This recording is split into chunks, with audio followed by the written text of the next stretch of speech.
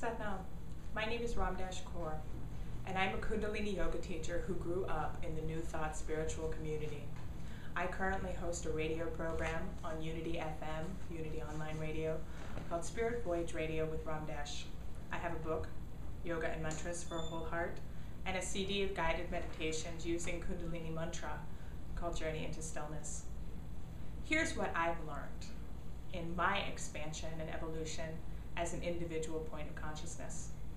That the relationship between the ability to manifest using the positive mind, which I learned growing up in New Thought, is so powerful when integrated with the technology of the physical body that Kundalini Yoga has provided me. These two worlds, essentially, when merged, combine to create a complete system. One of the things in New Thought that you learn when you manifest and you evolve in your consciousness is you learn to use the power of the mind to focus your thought and intention to manifest the life that you want. It works, it's true. But then you find people saying, but why am I not manifesting X, Y, and Z? Why is this not happening? And you'll often hear people say, well, what's your languaging? Did you phrase it in the right way? Are you still coming from a lack mentality? Or two, maybe you have patterns of resistance within you. Here's what I know to be true. Kundalini Yoga helps to eliminate the path of resistance in the body. Subconscious thoughts, the compilation of negative experiences, negative physical reactions in the body stay and form a pattern of resistance. And resistance, what is it? It's only an unawareness of who we are, why we came here.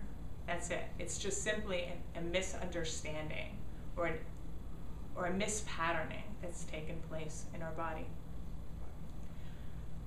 I believe that this merger is very important for the evolution of human consciousness because it's helped evolve my consciousness. And there can be nothing that is true for me that isn't true for the one mind. And there's nothing that exists in the one mind that doesn't also exist in me. I grew up, as I said, with New Thought. My mother's a New Thought minister. And I grew up with the power of affirmation and affirmative prayer. But I never understood how to make it real within me. I could make it real in my mind, I could speak it, but I couldn't make myself feel it with every cell and fiber of my body behind it. And I reached a point in my early 20s where life wasn't going in the direction that I wanted it to. I was unhappy in my job, unhappy in my relationships, unhappy in my body. I spent more time thinking about how fat I was than whether or not I was ever going to reach enlightenment. It was as if I'd gotten stuck, and my body, which has taught me time and time again that it is my best friend, conspired to create a situation where I could no longer ignore its importance and its role in my evolutionary consciousness. And so I reached a point of nervous collapse. My nervous system failed, and I had shakes all over my body. I looked as if I had Parkinson's disease because my whole body would shake, and I was really very much out of control of my nervous system. To make a very long, short story, I searched for ways that I could get it under control. At the same time, I was using the power of treatment. I was using the power of prayer, but still somehow there was resistance within me. But it wasn't resistance. It was my body giving me the absolute gift of putting me with a challenge that would force me to find my destiny in a very particular and direct way. And so I looked for technologies and tools and alternative therapies that would help me strengthen my nervous system, and that led me to Kundalini Yoga. Kundalini Yoga is often known as the yoga of awareness and consciousness, but in a physical way, it's the yoga of strengthening the central nervous system, which is what was giving me a challenge. And when I began to strengthen my central nervous system and bring my entire body back into alignment, my mind whipped itself into shape. And I began to understand that when I was raised thinking of the law of attraction, and I was raised thinking of the field and how to create and how to manifest, that it's all true. but I began also to understand what the next step for me was. And that is the elimination and the removal of the blocks to manifesting those fields. In Kundalini Yoga, we talk about 10 bodies, not just this one. This physical body is the 5th body. And the positive mind, the place where we create a treatment in action. I am a God. I am completely aligned with the magnificence of God. I know this truth to be the expression of my reality. I am absolutely thankful for the expression of this consciousness in my life. And so it is. All that comes to manifest in my life is the activity and the will of God. That's my positive mind, projecting its consciousness out into the world. And very often, the neutral mind, which is even more powerful. When I'm able to take that positivity, I'm able to look at my negative mind, which is the part of me that says, I don't want to get hurt. There might be a potential pitfall there. Watch out for that. And say, thank you for that information. You're right. I'll sidestep here. I'll move over here. Thank you for this. Yes, I can do anything I want to do. I can do it all. Merge them together to create the neutral mind, which is the mind of a practitioner consciousness. The mind of someone who says, this is the truth on top of the truth, and I hold this consciousness for you. That's our neutral mind.